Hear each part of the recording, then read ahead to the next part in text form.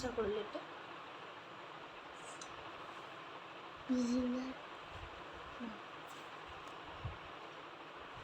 मन्दिराल' बान्थाखौ अबाय दं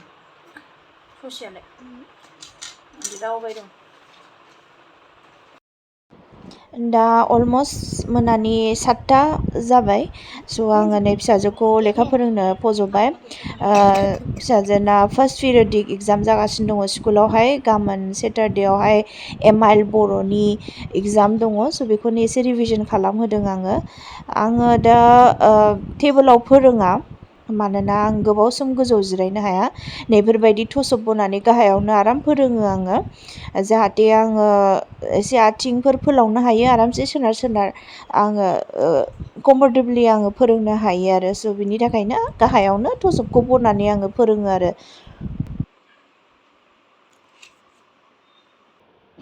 स्कुलनि 50% खामानिखौ आं हरावनो फोजोबनानै दोनखायो मानोना फुङाव हास्लाबा जायो आरो लोगोसे आङो मालाबाबो फिसाजोनि रुटिनखौ साबजेक्टफोरखौ हाननानै होआ आङो रुटिन मोनसे बेबायदि चार्ट बानायनानै होखादों स्कुलनिखौ बेखौ नायै गावखौनो हाननानै गावखौनो बेगाव सोहैयो आङो जाहाथे बायसान्सनि आं गैयाबाबो बा सोरबाफोर हेल्प खालामनो गैयाबाबो हारसिङै साबजेक्टखौ नायनानै बेगाव सोनानै एरेन्ज खालामनानै लानो रोङो स' गासिबो दा बेबायदिनो अयभास खालामदाव गावनो हारसिं गासिबो रेडि खालामनो हाजोब्बाय साबजेक्ट नायै नेक्स्ट डेआवहाय मा साबजेक्ट दङ मा खाथाखौ लानांगौ दा हारसिङै हाजोबसै आरो बियो दा हरावनो आं गासिबो रेडि खालामहोखानानै दोनखाजोबो मानोना फुङावहाय हास्लाबा जायो सिखारनाय लोगो लोगो दुगैनानै ब्रास होनानै ओंखाम जागारनानै डाइरेक्ट स्कुलनि गारिया लांफैयो 8टासोआवहायनो स' डाइरेक्ट ओंखारनाय जायो हास्लाबा ओंखायनो हरावनो रेडि खालामहोनानै दोनजोबखायो आङो स' गासिबो लेखा बेग आरो स्कुल ड्रेस गासिबो रेडिसै नेक्स्ट डेनि थाखाय बेयो नेक्स्ट डे मर्निंनि दा अलमस्ट 6:30 बारबाय दा आङो जास्ट टिफिन रेडि खालामसै फिसाजोनि थाखाय जाहरनो सबाय बिमा आलु भाजा दालि ओंखाम बेफोर मोनजोब्बाय मानोना आंहा दा हाउस हेल्पार दङ गासिबो बेनो रेडि खालामजोबो आं बाराद्राय स्ट्रेस लानाङा आं जेसेबां हायो एसेबां मावफानो सेस्था खालामो दा ओंखायनो आं नै दा टिफिनफोरखौ आं रेडि खालामनानै हरनो नाजायो आरो ओंखामफोरखौ संनो हास्लाबाबाबो मानोना फुङाव सिखारनानै फिसाजोखौ सिखारहोनाय ब्रास होनाय ड्रेस इरि गाननो थोननाय बेफोर माखासे खामानियाबो बिराद गिदिर टास्क मानोना फुङावहाय बिसोर सिखारनो नागिरा नै दा आङो आलु रुनायावहाय संख्रि एसे होबाय बेखौ आङो सेन्डविचआव होगोन ओरैनो सेन्डविच बानायनानै हरनोसै सिमप्लि आलु रुदोंमोन दरनै बेवहाय एसे नियमनि संख्रि होबाय मानोना आं चिज होखागोन आरो चिजआथ' अलरेडि गोबाब जाखायो सल्टी जाखायो आरो संख्रिखौ बुरजा होयोबा दा गोबाब जागोन जानो हानाय नङा ओंखायनो दा बेखौ आं आलुखौ ओरैनो सिफ्लेनानै लाग्रोबाय जेबो आलदा जिनिस जेरै सामब्राम बानलु दुन्दिया बा मैगं थाइगं होदेरबा जानो नागिरा खिन्थु थाइबेंखौ होयोबा जायो स' जोंहानि न'आवनो फ्रन्ट गार्डेनाव गायनाय थाइबेंखौ थाइफा थाइनै मोनजाबाय नालाय जोङो दा बेखौनो एसे स्लाइस खालामना होफानोसै आरोथ' जेबो उफाय गैलिया नङाबा टिफिना जेरै दं ओरैनो फैफिनो फुरा थाइसेखौ हाजोबासै आङो खावसेल' हाबाय माखासेखौ सेन्डविचआव होनोसै ओमफ्राय माखासेखौ ओंखामाव जाहोहरफानोसै मानोना थाइबेंआ हानानै दोनखायोबाथ' दै जायो ओंखायनो आङो जेसेबांखिनि नांगौ इसेबांल' खावसेल' हाबाय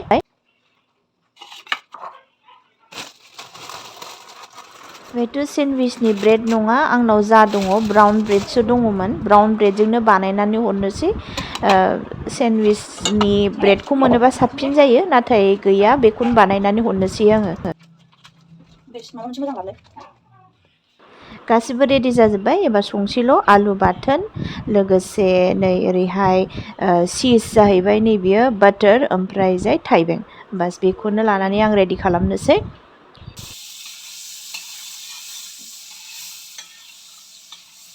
बाटार एसे होनानै लाग्रोबाय एबार होसिननोसै दसेनो रेडि जायो आरो लोगोसे आङो बे क्लिपखौ लानो बावबाय आं ट्रायंगल शेपनि हादों लोगोफोर माबाखौ ब्राउन ब्रेडखौबो ओमफ्राय जाय बे साइड साइडआव जे हानानै जे आग्लायो आं बेखौ गारा उनावहाय आं बेजों आरो मोनसे गुबुन डिश माने स्नेक्सफोर आं रेडि खालामो स' बेखौबो आं मालाबा नोंथांमोनजों शेयार खालामगोन नैबायदिल' होदों आङो सिम्पोलनो सिङावहाय आलु थाबाय थाइबें ओमफ्राय चिज ओमफ्राय गरम खालामबाय बास सिम्पोल बाट टेस्टि नोंथांमोनाबो ट्राइ खालामनो हागोन आङो नै सोनानै हरबाय दा बेखौनो जोंथ' गोथाव मोनो नोंथांमोनहाबो ट्राइ खालामनायबानो जाबाय टिफिना ब्रेक टाइमा खननै जायो मोनसेया सर्ट ब्रेक मोनसेया लं ब्रेक सर्ट ब्रेकनि थाखाय दिनैहाय नै लटे चक'पाइ ओमफ्राय केक दंमोन बेखौनो सोनानै हरबाय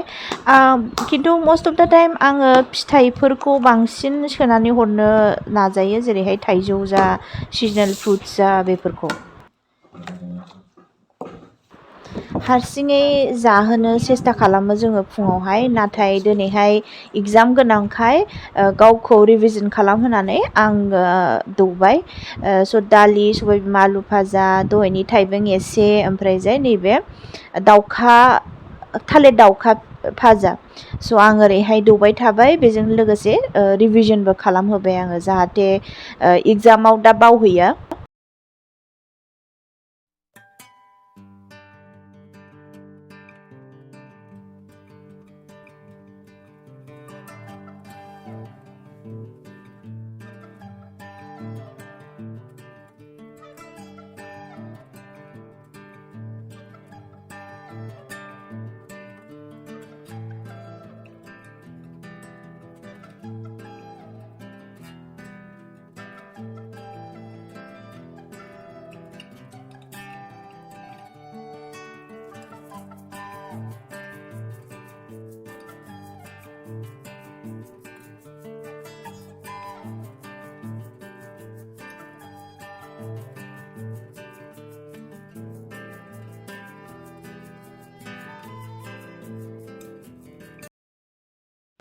नै दा स्कुलनि गारिया सफैबायबो आङो देहा हायैखाय जों दा स्कुलनि गारिजोंनो हरथ'यो उन्दैखौ नङाबाथ' आंनो लांलाय लाबोलाय खालामोमोन बिफायाबो सोलाबा अफिसाव थाङोबा मा थाङोबा हास्लाबा ओंखायनो गारिजोंनो दा हरो आरो जोङो स' फिसाजो थांखांनानै आं दसे सम गावनि टाइम लायो बिनि उनावहाय आङो दसे आराम जिरायनानै दै गुदुं लोङो आरो आं सिगाङाव जेबो जायाखैमोन दासो फार्स्ट सिप अफ वाटार आं लादों दै गुदुं बिनि उनावहाय माखासे उदै खालियाव जानो गोनां मुलिफोरखौ जानानै लाग्रोयो आङो बेयो मि टाइम होननांगोन आरोना बिनि उनावसो आङो नै बेडरुमफोरखौ साफा खालामो हाउस हेल्पार थायोबाबो बेसेबां सोनारनो बिसिनि सायावबो स' जेसेबां हायो जों हानायखिनि खामानिफोरखौ जोंनो मावो बेजों लोगोसे हासबेन्डआबो बुहुत हेल्प खालामो आंखौ दा नै नोंथांमोना साननांगौ एथ' गोलोम बोथोराव मोननै मोनथाम कम्बल होननानै दा अखा हागासिनो दङ जोंनि ओरैथिंजाय जोबोर गुसु बोथोरा आरो बेजोंनो लोगोसे नांबाय थाखावो कम्बलफोरखौ मानोना अभार गरम जायोबा एसि होयो आरो एसि होबाबो एखमबा समाव फिसाजोनि थाखाय नांगौ जायो सुहाबनानै थायो नङाबा जों थाल मोना नालाय ओंखायनो बेफोर कम्बलफोरखौ आं सोनानै दोना बिदिनो बिसिनायावनो जाबनानै दोनो आरो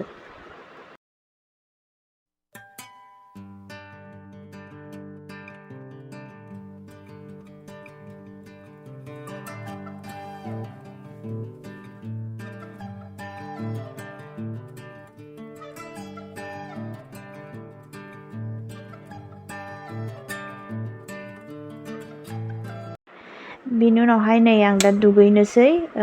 आं दै गुसुजों दुगैनो हाया देहा गाज्रिनि थाखाय दै गुदुं दुगैयो आरो लोगोसे आं नै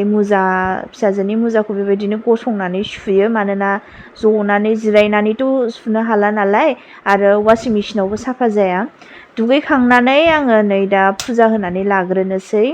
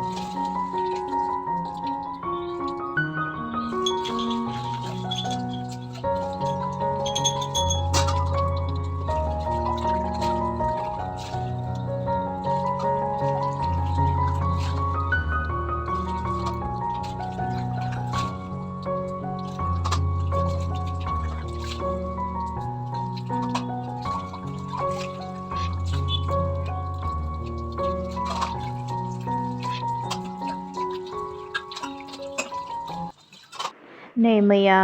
थाइजौ गोमोन जानो होननानै लाबोदोंमोन। दा बेखौ आं इसोरनो बावनानै लाग्रोनोसै मानोना दिनै सेटारडे स' दंखायो हिसाबै आं बावनानै होनोसै। आं जा मोनो गोथार बुस्थु जेखौ जों जानो लाबोयो आं बेखौ फार्स्टआवहाय इसोरनो बावग्रोयो, बिनिहाय प्रसाद महरै जों जायो आरो।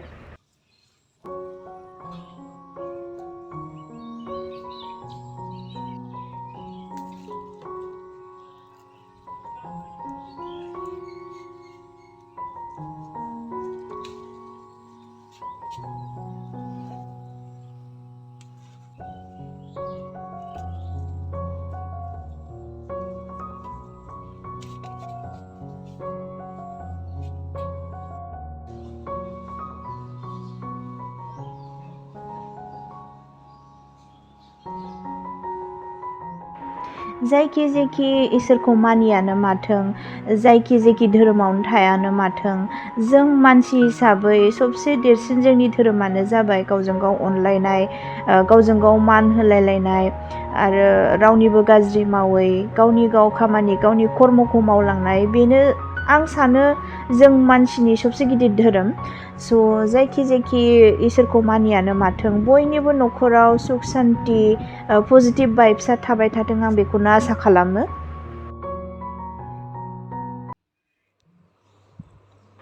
दा नै आं ब्रेकफास्ट जानोसै। दहाय फिसाजोनो बानाय सेन्डविच मोनसे आग्लायनायखौ आं जानोसै, रुटि मोननै, आलु ओमफ्राय सबाय बिमा भाजा आरो लोगोसे नै मुरि। आङो जिखुनु बुस्थु जाया मानो साहाजों मुरि जाफानो बिराद गोथाव मोनो, ओंखायनो मुरिया थाखाथारो। आरो लोगोसे आङो नै फनावहाय माखासे आपडेट नायगासिनो दङ, बिदिनो मेसेज सोरबाफोर मेसेज हरबाय बायदों नामा, वाट्सएपआनो जा बा फेसबुकआनो जा बा इउटुबानो जा, निउस बायदिसिनाफोरनि आपडेटफोरखौ आं लायो। मानोना सिखारनानै आङो फनखौ दाङा, जै सिखारनाय लोगो लोगो फनखौ दाङोबा माला टाइमा थाङो फात्ता मोना, सिखारनो रोङा जायो, लेट जायो। स' आङो बेबायदिनो गासिबो खामानिखौ जोबखांजोबनानै जेब्ला रिलेक्स जानायनि टाइम जायो, जेब्ला एसे जिरायनो सम मोनो होमबासो आङो फनखौ दाङो। आङो बिसना सायावसो लानानै जाबाय, मानोना बेबायदि समावहाय माने 9टा आरो 10टानि गेजेराव जोंहा पार्ट टाइम हाउस हेल्पारा फैयो, जाय माने खालि न' मुसिनाय आरो सिबनाय खामानिखौ मावनानै थाङो। मानोना पार्मानेन्ट हाउस हेल्पार थानानैबाबो हाख'वा सिबाय, मानोना आंहाबो देहाया हाया माखासे खामानिफोरखौ मावनो। स' हारसिङै हाख'वा जायो आरो लोगोसे जोंनावहाय सैमा मानै दङ। स' जाय न'आवहाय सैमा थायो बे न'आवहाय लेथ्राया बांसिन जायो, माने सिबबाय थानांगौ मुसिबाय थानांगौ जासिनो आरो, ओंखायनो पार्ट टाइम हेल्पारखौ लानाय जादों। खुलुमबाय बयनिसिमबो, आसा खालामो नोंथांमोनहा बयबो मोजाङैनो मोजां दं होननानै। दिनैनि बे ब्लगा मानि सायाव बेखौ नोंथांमोना थाम्बनेलखौ नायनानै मिथिखाबाय जानांगौ। दा आङो आनबक्सिंथ' नङा, खिन्थु आं सिगाङावनो बे प्रडाक्टआ साननैसो सिगाङावनो सफैखांखाबाय, नाथाय आं दिनै नोंथांमोनजों शेयार खालामनो आखायाव लादों। बेनो जाहैबाय, दा बिनि सिङाव मा दं टु द नायदिनि। एक्सुवेलि गोबां सम जाबाय आं सानबाय थादोंमोन जे आंनो मोनसे बे जे प्रडाक्टखौ आं बिहरदों बिनि गोनांथि दङ होननानै। मानोना सामटाइम्स गावखौनो इनकारेज खालामनो थाखाय, मटिभेट खालामनो थाखाय गावखौनो गाव गिफ्ट बा प्राइज होनानै लानाया मोनसे पजिटिभ भाइब्स फैयो। स' थौदो बिदिब्ला बिनि सिङाव मा दं? बिनि सिङाव दङ जाहैबाय नइसनि प्रडाक्ट बियो। मोनसे खोथानि थाखाय आं नोंथांमोनखौ निमाहा बियो, आं दासिमबो कनफिउज जायो जे स्क्रिनाव नायनांगौ ना केमेरायाव नायनांगौ। दा सोरबा नोंथांमोनहा जुदि आइडिया दंबा आंनो खोन्थानो, आं जेसेबांखिनि मिथिगौ जे केमेरायावसो नायनांगौ होननानै। स' आं ट्राइ खालामदों, बाट बार माने स्क्रिनाव थाङो आरो नोजोरा, अयभास गैया नालाय। स' जेखियानो जादिले मानो, स' बेनो जाबाय नैबे नइसनि प्रडाक्ट स्मार्ट वाच। दा बियो साननैसो सिगां सफैदोंमोन। स' बिनि सिङावहाय गोबां बुस्थु मोनफायो। बेनो जाहैबाय फार्स्टआनो चार्जार मोनसे मोनो, घरिया दङ साइडआवहाय आं फार्स्टआव बेफोरखौ खोन्थाग्रोदिनि फार्स्टआवहाय माखासे इन्सट्राक्शन्सफोर मोनो बेफोरबायदि लेखा मोनो आरो लोगोसे स्केन कड मोनफायो वारेन्टि कार्ड मोनो गेरेन्टि नङा दे लोगोफोर वारेन्टि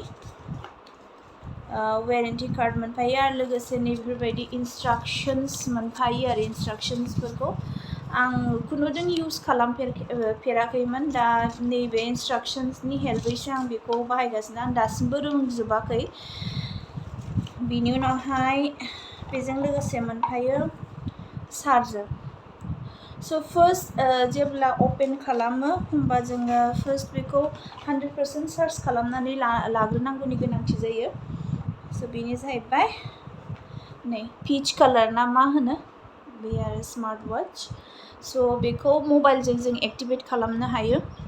एप दंखायो नइसनि बेवहाय गासिबो इन्सट्राक्शन्स इरिफोरखौ होनाय थाखायो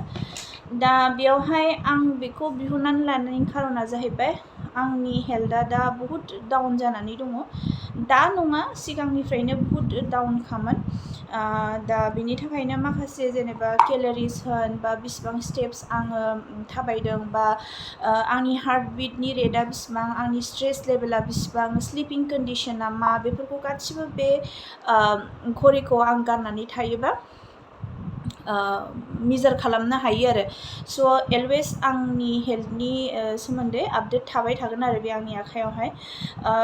बेजोंनो लोगोसे बेखौ माने गाननानै लाबाय थानांगौ नाथाय गोदानखाय अयभास जायाखै दाबो जोंथ' सब समाय घरिखौ गाननानै थाबाय थानायनि अयभास गैया नालाय स'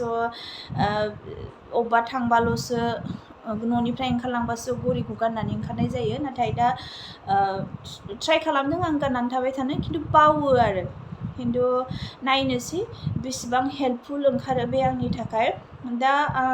प्रेगनेन्सि पिरियडनि थाखायल' नङा आङो सिगांनिफ्रायनो सानबाय थाखादोंमोन बे जिनिसखौ आंनो नांगौ गल्ड ब्लाडार अपारेसन आंना खनसे जादों गल्ड ब्लाडारनि स' बिनि उननिफ्रायनो आंनि हेल्थनि कन्डिशना बारा एथ'बां मोजां नङा माने अलवेज सामटाइम्स डाउन स्पेसियेलि ल' प्रेसार आरो गोबां माखासे रिजन दंबावो बेखौ मालाबा आं नोंथांमोनजों मोजां सम लानानै शेयार खालामगोन स' बिनि थाखायनो आं बेखौ बिहरनानै लानाय जादों बिनि प्राइसआ 299 अलमस्ट 3000आनो थाइसेखौथ' मा होनबावनो 3000खौनो लाबाय आङो ओमफ्राय जाय बेखौ आङो लादों आंनि सेलारिजों दे लोगोफोर बेखौ आङो गावनोनो निजे खस्थ' खालामनायनि फिथाइखौ गावनोनो होदों आरो आङो मानोना सामटाइम्स बिदिखौबो खालामनानै लानांगौआ गोनांथार गावखौनो गाव इनकारेज खालामनो थाखाय बेसेबांथो हासबेन्डनि सायाव सोनारनो बिसोरबोथ' गासिबो नायजोबनांगौ जायो फार्स्ट टु लास्ट हाजारानो होन हिन्जाव मानसिया खामायोबाबो हौवा मानसिनाव प्रेसारा बांसिन थायो स' बिनि थाखायनो आङो बेनाव बियाखै स' आङो बे प्रडाक्टखौ गावनि सेलारिनि फैसाजों लादों लोगोफोर स' आं जोबोद खुसि मोनदों बे मोनसे गिफ्ट आं गावखौनो गाव होनो हानानै स' बेखौनो आं नोंथांमोनजों शेयार खालामबाय नाथाय बियो जेबो प्रम'सनेल भिडिअ नङा दे लोगोफोर आं गोसो जानानैसो आं बेखौ शेयार खालामदों नोंथांमोना साननो हागौ जे प्रम'सनेल भिडिअ होननानै नङा आं बेखौ फ्लिपकार्टनिफ्रायनो बिहरदों सफैनो बारा टाइम लायाखै सप्तासेनि गेजेरावनो सफैदों ओमफ्राय बेनोसै आरो लोगोफोर दिनैहाय स' नायनोसै माबायदि हेल्पफुल जायो बे आंनो दा बेबायदि समावहायबो गानजायोना गानजाया माने प्रेगनेन्सि पिरियडआवबो गानजायोना गानजाया आं गोबां रिसार्चथ' नङा नायदोंमोन भिडिअफोर इनफरमेसन लादोंमोन जेरावबो नेगेटिभ इनफरमेसन मोनाखै आरो जे गानजाया होननानै बे जास्ट जोंनि स्ट्रेस लेभेल बा जों बिसिबां थाबायदों बिसिबां स्टेप्स थाबायखो सानसेयाव बा जोंनि माखासे हार्ट बिटनि लेभेल बेफोरखौ नायो नालाय स' बेनोसै आरो लोगोफोर स' बेजोंनो लोगोसे आं दिनैनि बे फिसा मोनसे ब्लगखौ बेयावनो फोजोबनो आखायाव लाबाय आसा खालामो नोंथांमोनहा दिनैनि बे भिडिअखौ मोजां मोनदों होननानै आं खुनुदिन बेबायदि रायलायनानै शुट खालामफेराखैमोन दिनै फार्स्ट टाइम आं नाजादों अलवेज आं भइस अभार होनांगौनि गोनांथि जायो मानोना एखमबा समावहाय टाइम मोना आं भिडिअसफोरखौ लानानैल' दोननाय जायो, शुटल' खालामनानै दोननाय जायो, नाथाय भइसफोरखौ होननो बावो आरो। स' बिनि थाखायनो आं नाजागोन आंनि डेलि ब्लगखौ लाबोनो थाखाय, आरो बेजोंनो लोगोसे गोबां जेसेबां हायो आङो आंनि माखासे डेलि रुटिनफोरखौ शेयार खालामनो नाजागोन। स' दिनैनि ब्लगा एसेनोसै। आसा खालामो नोंथांमोनहा दिनैनि आंनि बे ब्लगखौ मोजां मोनदों होननानै। जुदि आंनि बे ब्लगखौ मोजां मोनदोंबा लाइक, शेयार आरो कमेन्ट खालामनानै हो। आरो जायफोर बिथांमोनहा आंनि चेनेलाव गोदान, आंनि चेनेलखौ मोजां मोनदोंबा साबस्क्राइब खालामनानै हो। आरो जायफोर बिथांमोनहा आंखौ सिगांनिफ्रायनो सापर्ट होबोगासिनो दङ, रोजा रोजा साबायखर। आसा खालामो नोंथांमोनहा इयुनावबो आंखौ बिदिनो सापर्ट खालामलांगोन होननानै। जेब्ला मोजां मोजां गासिबो जानानै थाङो, आं थाबैनो, जेब्ला आंनि देहाया 100% राखांफिनो, आं थाबैनो गेजेर गेजेर डान्स कभार भिडिअखौबो लाबोफिननो नाजाबाय थागोन। स' लोगोफोर, दिनैनि ब्लगा एसेनोसै। आसा खालामो नोंथांमोनहा दिनैनि ब्लगखौ मोजां मोनदों होननानै। स' गुबुन मोनसे भिडिअआव फिन खेबसे लोगो मोनफिनबावगोन। Thanks four वाचिं।